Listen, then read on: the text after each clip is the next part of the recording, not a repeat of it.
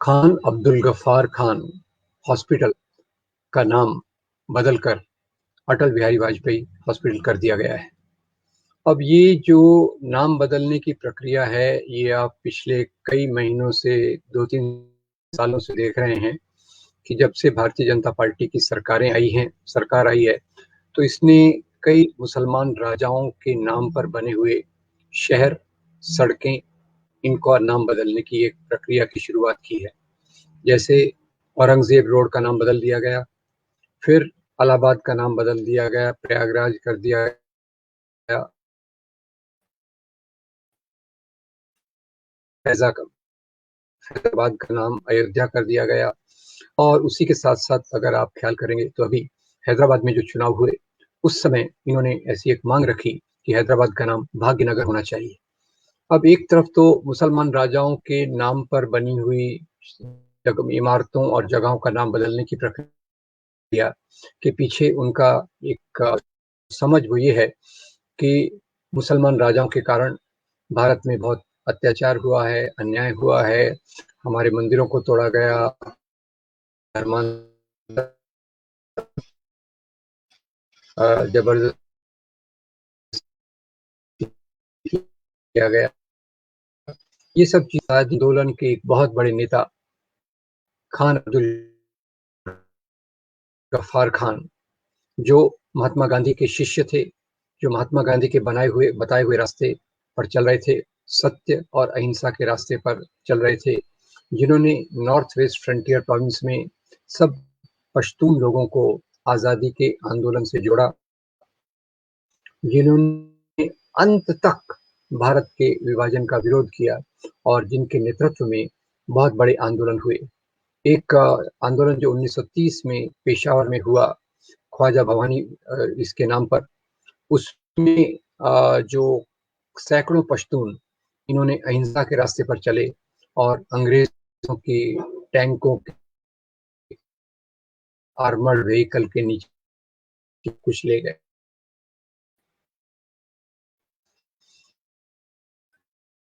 खान अब्दुल गफ्फार खान एक ऐसे व्यक्ति थे जो आज़ादी के आंदोलन की या फ्रंटियर गांधी भी कहा जाता था। स्नेह से लोग उन्हें बादशाह खान या बादशाह खान भी कहते हैं। और दूसरी उनकी जो खास बात अभी इस हॉस्पिटल की थी, ये हॉस्पिटल उन लोगों ने बनाया था जो नॉर्थ वेस्ट फ्रंटियर प्रोविंस से फरीदाबाद आए थे। फरीदाबाद आए थे, ये खान अब्दुल गफ्फार खान बादशाह खान को बहुत मानते थे और उनकी स्मृति में, उनकी यादगार में उन्होंने स्वयं इस हॉस्पिटल को बनाया। और ये हॉस्पिटल बनाने वालों में हिंदू भी थे, मुसलमान भी थे।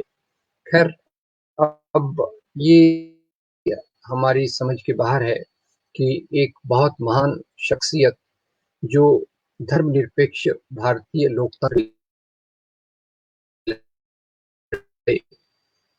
जो बाद पाकिस्तान बनने के समय इन्होंने कांग्रेस की वर्किंग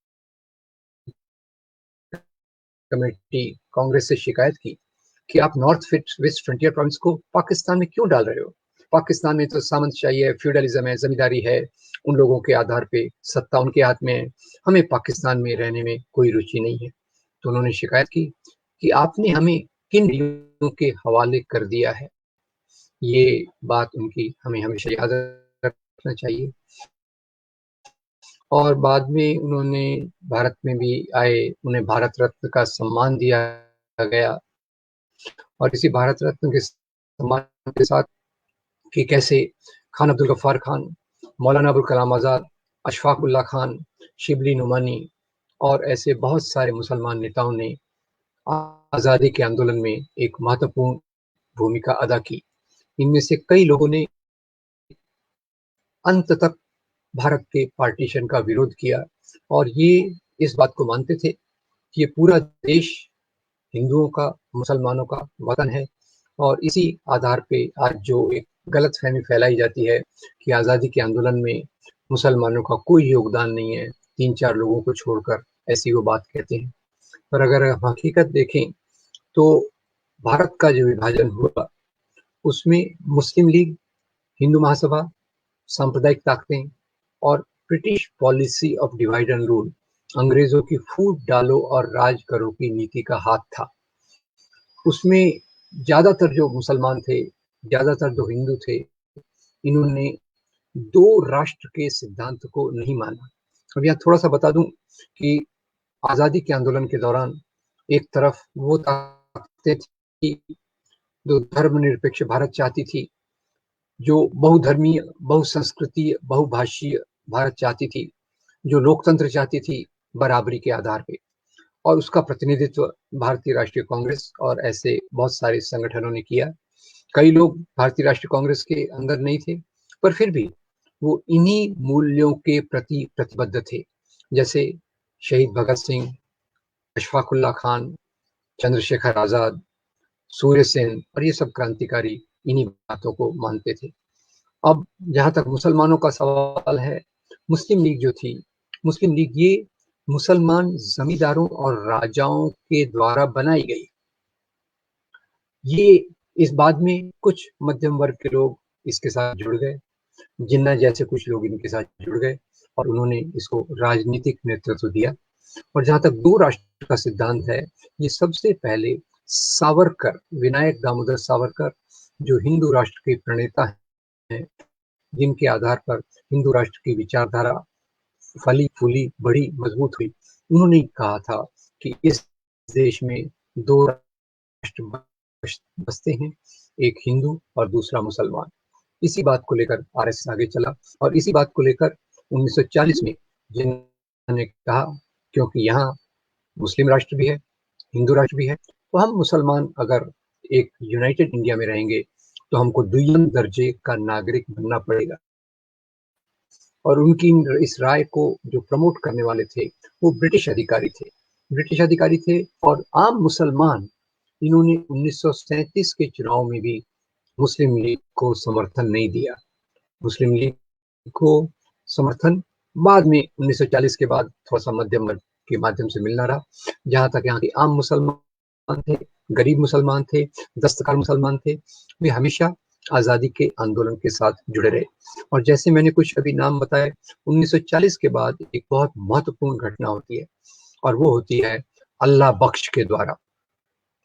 जैसे जिन्ना ने प्रस्ताव रखा कि अब मुसलमानों के लिए अलग पाकिस्तान बनना चाहिए, तो अल्लाह बख्श, जो पहले 2 बार सिंध के प्रमुख, उस समय राज्यों के प्रमुख को प्रधानमंत्री कहा जाता था, थे, उन्होंने इसके विरोध में आज़ाद कॉन्फ्रेंस बुलाई और इस आज़ाद मुस्लिम कॉन्फ्रेंस में बहुत सारे मुसलमानों का सहयोग था, जिन्होंने इसमें प्रस्ताव पास किया कि हम मुसलमान पाकिस्तान के प्रस्ताव का, जो मुस्लिम लीग ने रखा है, उसका पूरा विरोध करते हैं। और ये बात जब सामने आई, उसी के साथ-साथ यानी एक तरफ तो मुसलमानों का एक तबका, जिसका प्रतिनिधित्व मुस्लिम लीग करती थी, वो छोटा तबका था और ज़्यादा तबका उसमें बहुत सारे कांग्रेस के साथ रहे, बहुत सारे अल्लाह बख्श जैसे लोग और उनके अलग-अलग संगठन भी रहे। अल्लाह बख्श की जहाँ तक बात की जाए, तो अल्लाह बख्श ने 1942 के क्विट इंडिया मूवमेंट के समर्थन में उन्हें जो उपाधियां ब्रिटिश सरकार ने दी थी, टाइटल्स, उन टाइटल्स को लौटा दिया। ये एक बहुत बड़ा सबूत रहा हमारे साथ कि कैसे अल्लाह बख्श जैसे लोग ये आज़ादी के आंदोलन के साथ जुड़ रहे। अब एक तरफ हम इस बात को देखते हैं, दूसरी तरफ देखिए मुसलमानों का प्रतिनिधित्व करने वाले एक बहुत बड़े लीडर मौलाना अबुल कलाम आज़ाद, ये करीब 5 बार कांग्रेस के अध्यक्ष रहे। कांग्रेस ने हमेशा ब्रिटिशों के विरोध में कंपोजिट इंडियन नेशनलिज्म, मिला जुला भारत, इसके बारे में बात की। मौलाना आज़ाद 1942 में जब कांग्रेस ने अंग्रेजों भारत छोड़ो, क्विट इंडिया मूवमेंट का कॉल दिया, ये अंग्रेजों के खिलाफ होने वाला सबसे बड़ा आंदोलन था। इस आंदोलन से मुस्लिम लीग दूर रही, इस आंदोलन से हिंदू महासभा आरएसएस दूर रहे। वो लोग अंग्रेजों का समर्थन कर रहे थे। अंग्रेज भारत का विभाजन करना चाहते थे, क्योंकि उनको लगता था कि अगर भारत यूनाइटेड रहा, एक रहा, तो ये एक महाशक्ति बन जाएगा जो ब्रिटेन और अमेरिका जैसे देशों को चुनौती देगा। दूसरा उनको लगता था, उस समय आपको याद होगा, दुनिया में 2 सुपर पावर थे, रशिया और अमेरिका, और भारत में बहुत सारे जो आजादी के आंदोलन से जुड़े हुए नेता थे, वो समाजवादी विचारों से प्रभावित थे, सोशल वेलफेयर के प्रभावों से प्रभावित थे, विचारों से प्रभावित थे। और ये जो ब्रिटिश जो सरकार थी, वो अमेरिका के साथ थी। ये लोग पूरी दुनिया के संसाधनों को लूटना चाहते थे। उन्हें लगा अगर भारत आजाद हुआ और यूनाइटेड रहा, एक रहा, तो इसमें नेहरू जैसे लोग लीडरशिप में रहेंगे, तो ये तो निश्चित रूप से रशिया के साथ अपना संबंध रखेंगे, तो इस क्षेत्र में हमारा वर्चस्व कम हो जाएगा। तो इस क्षेत्र में अपने वर्चस्व को बनाए रखने के लिए एक मजेदार घटना मैं आपको बताना चाहता हूँ। अल्लाह बख्श की बात पर आने के पहले, क्विट इंडिया मूवमेंट के बाद भारत के वाइसरॉय लॉर्ड वेवेल ये विंस्टन चर्चिल के पास गए और उन्होंने कहा, भारत में आजादी का आंदोलन इतना मजबूत हो रहा है, लोग इतना मजबूती से गांधी को समर्थन दे रहे हैं, लोग इतना मजबूती से आजादी चाहते हैं कि भारत पर शासन करना अब असंभव हो गया है। तो उस समय विंस्टन चर्चिल ने कहा, ठीक है, अगर भारत को आजादी देना ही है तो ऐसे दो कि इसका एक टुकड़ा अपने समर्थन में रहे। और मैं उम्मीद करता हूँ आप ये गेस कर सकेंगे वो कौन सा भारत का टुकड़ा था जो अंग्रेजों के समर्थन में लगातार रहा। वो था पाकिस्तान। तो पाकिस्तान बनने के पीछे मुसलमानों को दोष देना ये पूरी तौर से गलत है। जैसे मैंने अल्लाह बख्श का उदाहरण दिया, अंत तक उन्होंने पार्टीशन का विरोध किया। ऐसे ही मौलाना अबुल कलाम आजाद, बरेलवी और देवबंद के मौलाना और बहुत सारे मुस्लिम संगठन, ये भी हमेशा आजादी के आंदोलन के साथ रहे और इन्होंने भारत के विभाजन का विरोध किया। तो आज दुख इस बात का है कि जैसे भारत जो बना उसमें हिंदुओं का योगदान है, मुसलमानों का योगदान है, तो अभी तक जो हिंदू राष्ट्र के नाम पर चलने वाली राजनीति है, हिंदू धर्म के नाम पर चलने वाली राजनीति अभी तक मुसलमान राजाओं के नाम को निकाल रही थी। अब ये कितना खतरनाक मोड़ आ गया है कि मुसलमान आजादी के आंदोलन से जुड़े थे, जिन्होंने भारत के बनने में पूरा योगदान दिया, उनके नामों को भी हटाया जा रहा है। ये एक बहुत राजनीतिक तौर से हमारे पतन का एक द्योतक है। It indicates the fall in our democratic values. तो मैं उम्मीद करता हूँ कि हम सब लोग इस बात को याद रखेंगे। नंबर एक, कि सभी मुसलमान पार्टीशन के पक्ष में नहीं थे। मुसलमानों का मेजॉरिटी हिस्सा, जैसे मैंने कुछ नाम आपके सामने बताए, और उन्होंने पार्टीशन की मांग का विरोध किया, उन्होंने लोकतंत्र की बातों का स्वागत किया, उन्होंने पूरे देश में सभी धर्म के लोगों के आधार पर एक ही राष्ट्र बने, एक ही देश बने, इसका समर्थन किया। तो आज जरूरत इस बात की है, इस बात को पहचानने की है कि आजादी के आंदोलन में वो लोग नहीं आए जो सांप्रदायिक थे, मुस्लिम सांप्रदायिक, हिंदू सांप्रदायिक, और इनके पीछे जो शक्ति इनको मजबूती दे रही थी वो थी ब्रिटिश। और उसके इशारों पर और उसके सहयोग से ये लोगों ने उस प्रक्रिया में योगदान दिया डायरेक्टली, जिससे भारत के दो टुकड़े हो गए। और यहाँ ये भी याद दिला दूं कि धर्म के आधार पे राष्ट्र नहीं बन सकता, धर्म के आधार पे राष्ट्र नहीं बन सकता, और पाकिस्तान ने ये सिद्ध कर दिया। पाकिस्तान बना, उसमें ईस्ट पाकिस्तान था, वेस्ट पाकिस्तान था, और आने वाले समय में चलकर इस पाकिस्तान के दो टुकड़े हो गए। ईस्ट पाकिस्तान बांग्लादेश बन गया और पाकिस्तान पाकिस्तान रहा। तो ये धर्म के नाम की राजनीति, ये हमारे समाज की प्रगति का सबसे बड़ा रोड़ा है। और खान अब्दुल गफ्फार खान, अल्लाह बख्श, मौलाना अबुल कलाम आजाद और ऐसे बहुत सारे नेता जो मुस्लिम समाज से उभरे, उन्होंने इन्हीं बातों को स्वीकार किया, भारत की आजादी को, और आजादी के साथ साथ उन मूल्यों को मजबूती दी जिसके आधार पे हमारा संविधान बना। तो मैं उम्मीद करता हूं कि हम इस बात को रेखांकित करेंगे कि आजादी के आंदोलन में जिन मुसलमान का योगदान दिया, उनके नाम पर अगर कोई हॉस्पिटल है, कोई शहर है, कोई बिल्डिंग है, कोई ये है, तो हम उनकी विरासत को याद रखेंगे। और मुसलमान और हिंदू, क्रिश्चियन ईसाई ईसाई, पारसी, जैन, बुद्ध, यहूदी, ये देश सब धर्मों के लोगों का है।